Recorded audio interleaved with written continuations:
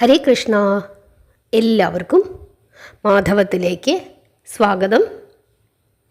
പൂതനാമോക്ഷം കഥയിട്ടിട്ടുണ്ട്. വളരെ വിശദമായി തന്നെ ആ ഭാഗം പറഞ്ഞിട്ടുണ്ട്. കേൾക്കാത്തവരെല്ലാവരും തന്നെ ആ കഥ കേട്ട് പ്രാർത്ഥിക്കണം. ഏറ്റവും ഉത്തമമായ ഭാഗമാണ് പൂതനാമോക്ഷം. ഭഗവാൻ ആദ്യമായി വധിക്കുന്നത് പൂതനയാണ്, അതും ഒരു സ്ത്രീയെ. ആ ഭാഗമൊക്കെ വളരെ വിശദമായി തന്നെ പറഞ്ഞിട്ടുണ്ട്. എല്ലാവരും അത് കേട്ട് പ്രാർത്ഥിക്കണം. ഇന്ന് നമ്മൾ പറയാൻ പോകുന്ന ഭഗവത്ഗീതയിലെ ഭാഗം രാജവിദ്യ രാജഗുഹ്യ യോഗയിലെ ശ്ലോകം 30. അഭിചേത് സുദുരാചാരോ ഭജതേ മാമനന്യഭാഗ് സാധു രേവ സമന്തവ്യഃ സമക് വ്യവസിതോ ഹി സഹ. ഓരോ വാക്കിൻ്റെയും അർത്ഥം നോക്കാം. അപി മാറാത്ത, ചേത് അങ്ങനെയെങ്കിൽ, സുദുരാചാരോ ദുരാചാരൻ, ഭജതേ സമർപ്പണം, മാം എന്നെ, അനന്യഭാഗ് എന്നിൽ ഭക്തിയോടെ, സാധു ധർമ്മബോധമുള്ള, ഏവ വാസ്തവത്തിൽ, സഹ അവൻ, അന്തവ്യ പരിഗണിക്കുക, സമൃക് നേരെ, വ്യവസിതോ പ്രതിജ്ഞ ചെയ്യുക, ഹി തീർച്ചയായും, സഹ അവൻ. വാക്യാർത്ഥം നോക്കാം. ഏറ്റവും ദുരാചാരനായാലും എന്നെ ഭജിക്കുന്നവൻ വാസ്തവത്തിൽ ധർമ്മബോധമുള്ളവനെന്നു തന്നെ കണക്കാക്കണം. അവൻ ലക്ഷ്യനിശ്ചയത്തോടെ യത്നിക്കുന്നവൻ തന്നെയാണ്. എന്താണതിൻ്റെ അർത്ഥം? ഒരുവൻ അത്യധികമായ ദുരാചാരനാണെങ്കിൽ പോലും പരമാത്മാവായ എന്നെ അന്യചിന്ത കൂടാതെ ഭജിക്കുകയാണെങ്കിൽ ആ ഭക്തൻ നല്ലവനായി തന്നെ ഗണിക്കപ്പെടണം. അയാൾ ലക്ഷ്യനിശ്ചയത്തോടെ യത്നിക്കുന്നവൻ തന്നെയാണ്. അതായത് ഒരു മനുഷ്യൻ കർമ്മവാസനാ ബലം കൊണ്ട് അവൻ അത്യന്ത ദുരാചാരനായി ജനിക്കുന്നു എന്നിരിക്കട്ടെ. ഏതോ പുണ്യ സംസ്കാരത്തിൻ്റെ ഫലമായി തൻ്റെ ദുരാചാരങ്ങളിൽ നിന്നും അവന് വിരക്തി തോന്നുകയും ജീവിത ലക്ഷ്യമായ ആത്മസാക്ഷാത്കാരത്തെ മുൻനിർത്തി യജ്ഞം ആരംഭിക്കുകയും ചെയ്യുന്നുവെന്നിരിക്കട്ടെ.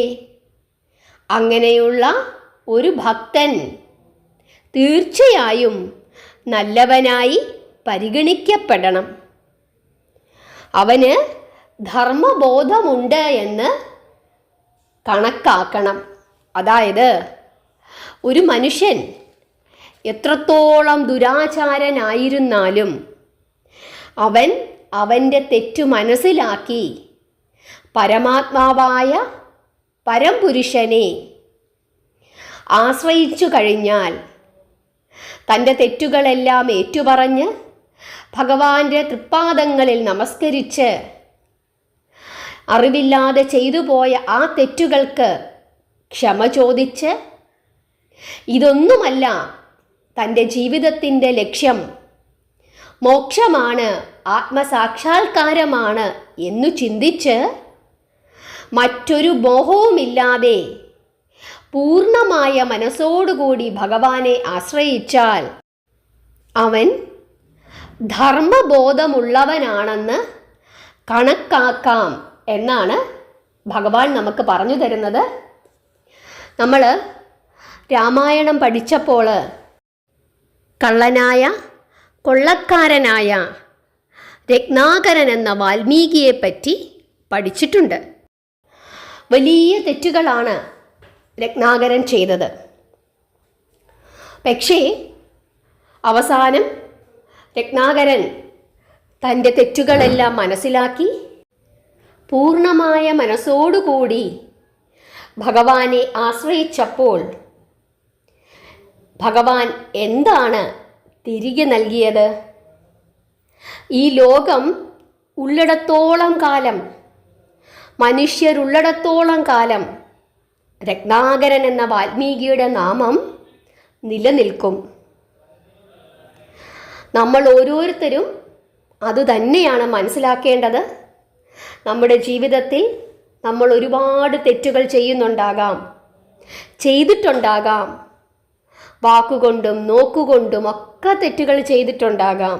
പക്ഷേ എപ്പോഴാണോ നമ്മുടെ തെറ്റുകൾ നമ്മൾ മനസ്സിലാക്കി ഇതൊന്നുമല്ല നമുക്ക് വേണ്ടത് എന്ന് ചിന്തിച്ച് പൂർണ്ണമായ മനസ്സോടുകൂടി ഭഗവാനെ ആശ്രയിച്ച് പ്രാർത്ഥിച്ചാൽ, മറ്റൊന്നും മോഹിക്കാതെ ഭഗവാനെ ആശ്രയിച്ച് പ്രാർത്ഥിച്ചാൽ മോക്ഷം മാത്രം മതി, എൻ്റെ തെറ്റുകൾ എന്നോട് ക്ഷമിക്കണമെന്ന് ഭഗവാന്റെ തൃപ്പാദങ്ങളിൽ നമസ്കരിച്ച് പ്രാർത്ഥിച്ചാൽ തീർച്ചയായിട്ടും കരുണാമയനായ ഭഗവാൻ നമ്മുടെ പ്രാർത്ഥന കേൾക്കും.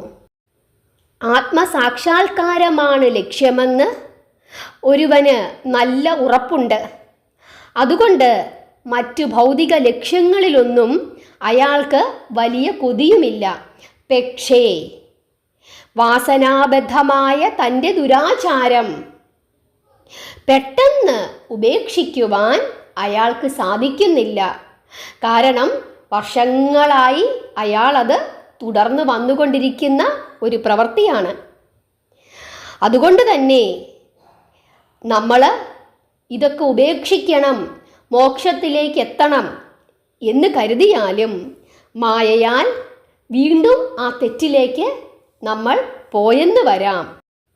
അവൻ അവശനായി അതിൽ പ്രവർത്തിച്ചു പോകുവാൻ ഇടവരുന്നു. ഉപേക്ഷിക്കുവാൻ പറ്റുന്നില്ല. അത് പൂർണ്ണമായും ഒഴിഞ്ഞുമാറി ഹൃദയം ശുദ്ധമാകാനായി എന്തൊക്കെ ചെയ്യണം? ശ്രവണ മനന ധ്യാനങ്ങളൊക്കെ ചെയ്യണം. കേൾക്കണം, ഭഗവാന്റെ കഥകൾ നിരന്തരം കേൾക്കണം. ഭഗവാനെ ധ്യാനിക്കണം, നാമം ജപിക്കണം. ഇതൊക്കെയാണ് പറയുന്നത്. ദുരാചാരങ്ങൾ തനിക്ക് വേണ്ടിയിട്ടല്ല അവൻ ചെയ്യുന്നത്. അവശനായി താൻ അതിന് അടിമപ്പെട്ടു പോകുന്നത് കൊണ്ട് സംഭവിച്ചു പോകുന്നതാണ്. ആ തെറ്റു തിരുത്താനായി അവൻ പരമാവധി ശ്രമിക്കണം. അങ്ങനെയുള്ള ഭക്തൻ തീർച്ചയായും നല്ലവനായി ഗണിക്കപ്പെടേണ്ടവൻ തന്നെയാണ്. അവൻ്റെ പരിശ്രമം തീർച്ചയായും ഭഗവാൻ കാണും. കാരണം അവൻ്റെ പരിശ്രമം തികച്ചും ലക്ഷ്യപ്രാപ്തിയെ മുൻനിർത്തി വേണ്ട മാർഗത്തിലൂടെ തന്നെയാണ് മുന്നേറുന്നത്. ഏതാണ് ആ മാർഗം? ശ്രവണ, ധ്യാന, മനനം. ഈ 3 പ്രവർത്തികളിലൂടെ തൻ്റെ ഉള്ളിൽ അടിഞ്ഞുകൂടിയിരിക്കുന്ന ദുർവാസനകളെ അകറ്റുന്നതിന് ഒരുവൻ തീർച്ചയായും പരിശ്രമിക്കുന്നുണ്ടെങ്കിൽ അവനെ ധർമാത്മാവായി കണക്കാക്കാം. ഇതാണ് ഭഗവാൻ പറയുന്നത്. അനന്യഭാചനം ആർക്കുണ്ടോ അവരുടെ തെറ്റു ചെയ്യാനുള്ള ചിന്ത എത്ര കടുത്തതാണെങ്കിലും സാരമില്ല എന്ന് താല്പര്യം. അതായത് ഒരു മനുഷ്യൻ എത്ര ദുഷ്ടനാണോ അവൻ നിരന്തരം ഭഗവാനെ വിളിച്ച് പ്രാർത്ഥിച്ചുകൊണ്ട് തൻ്റെ ഈ വിധത്തിലുള്ള തൻ്റെ ഈ സ്വഭാവത്തെ മാറ്റിത്തരണമെന്ന് പ്രാർത്ഥിച്ചുകൊണ്ടേയിരുന്നാൽ അവൻ ധർമാത്മാവാണ് എന്ന് കണക്കാക്കാം. ഭഗവാൻ തീർച്ചയായിട്ടും അവൻ്റെ പ്രാർത്ഥന കേൾക്കും. അവൻ എന്തിനു വേണ്ടിയായിരിക്കണം പ്രാർത്ഥിക്കേണ്ടത്? തൻ്റെ ഹൃദയത്തിൽ അടിഞ്ഞുകൂടിയിരിക്കുന്ന ഇത്തരത്തിലുള്ള ദുർവാസനകളെ മാറ്റിത്തരണമേ എന്നാണ് അവൻ നിരന്തരമായി പ്രാർത്ഥിച്ചു കൊണ്ടിരിക്കുന്നത്. വർഷങ്ങളായി അവൻ ഈ ദുർവാസനകൾ ചെയ്തുകൊണ്ടിരിക്കുന്നതിനാൽ ഒരു നിമിഷം കൊണ്ട് പെട്ടെന്ന് അതവൻ ഉപേക്ഷിക്കാൻ കഴിയുന്നുമില്ല. പക്ഷേ അവന് നല്ല ബോധ്യമുണ്ട് അവൻ ചെയ്യുന്നത് തെറ്റാണെന്ന്. അതിനാണ് അവൻ നിരന്തരം ഭഗവാനെ പ്രാർത്ഥിച്ചുകൊണ്ടിരിക്കുന്നത്, ഈ തെറ്റിൽ നിന്നും എന്നെ രക്ഷിക്കണമേ, എനിക്ക് മുമ്പോട്ട് പോകാനുള്ള സൽമാർഗത്തിൽ കൂടി മുമ്പോട്ട് പോകാനുള്ള പാത തെളിയിച്ചു തരയണമേ എന്ന് അവൻ ആത്മാർത്ഥമായി പ്രാർത്ഥിക്കുകയാണെങ്കിൽ തീർച്ചയായും ഭഗവാൻ അവനെ ധർമാത്മാവായി കണക്കാക്കുന്നു. സുദുരാചാരൻ പോലും ഭഗവാന്റെ പ്രാർത്ഥനയിൽ ഏർപ്പെട്ടാൽ നല്ലവനാണ്, നല്ല മാർഗത്തിലാണ്. ഇതാണ് ഭഗവാൻ പറയുന്നത്. രാജവിദ്യ രാജഗുഹ്യ യോഗയിലെ 31-ാമത്തെ ശ്ലോകത്തിൽ, ഇപ്പോൾ നമ്മൾ പറഞ്ഞത് 30-ാമത്തെ ശ്ലോകമാണ്. 31-ാമത്തെ ശ്ലോകത്തിൽ ഇതിനുത്തരം ഭഗവാൻ പറയുന്നുണ്ട്. എന്തുകൊണ്ടാണ് ഞാൻ ഇങ്ങനെ പറഞ്ഞത്? എന്തുകൊണ്ടാണ് ഒരു ദുഷ്ടൻ എന്നെ ഭജിച്ചാൽ അവൻ നല്ല മാർഗത്തിലാണ് എന്ന് ഞാൻ പറഞ്ഞത് എന്നുള്ള ചോദ്യത്തിൻ്റെ ഉത്തരം ഭഗവാൻ 31-ാമത്തെ ശ്ലോകത്തിലൂടെ നമുക്ക് പറഞ്ഞു തരുന്നുണ്ട്. 31-ാമത്തെ ശ്ലോകം നമുക്ക് അടുത്ത ദിവസം നോക്കാം. എല്ലാവരും ആ ഭാഗം കൂടി കേട്ട് പ്രാർത്ഥിക്കണം. നിങ്ങളുടെ അഭിപ്രായങ്ങളൊക്കെ പറയണം. അതുപോലെ പുതനാമോക്ഷം അത് കേൾക്കണം. എന്നും മാധവത്തിൻ്റെ കൂടെ ഉണ്ടാകണം. ഹരേ കൃഷ്ണ.